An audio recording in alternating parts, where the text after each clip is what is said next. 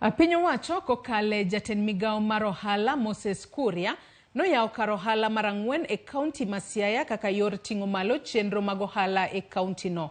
Kar ohala no migero gi tudruok kod kaonti ma Siaya oyang kaka mano mar jiwo mwandu miloso e kaonti no kendo yaro chiro ne mwandu go. Gavana James Orengo opuoyo chenro makamano kowacho ni ber ka piny owacho ochwalo dongruok kuonde duto pachoka ma ok odewo chung' mar siasa. Jatend migao Moses Kuria owacho ni piny owacho dhi keto omenda mar jiwo chenro no kendo kwayo joket mwandu bende omed jip margi madhi neno ni chenro go odhi nyime e yo makare. And differ even forcefully.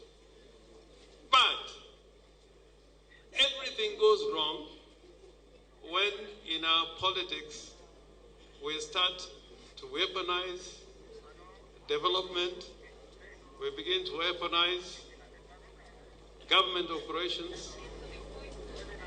When we do that, we encourage parochialism and bring division amongst our nations. So Moses Kuria, what you have done today is a great testimony that Kenya is one country, one nation, and people of Siaya deserve development because they are Kenyans. They are no Kenyans of shareholders, they are Kenyans who are citizens of this country. For me, all parts of Kenya are useful.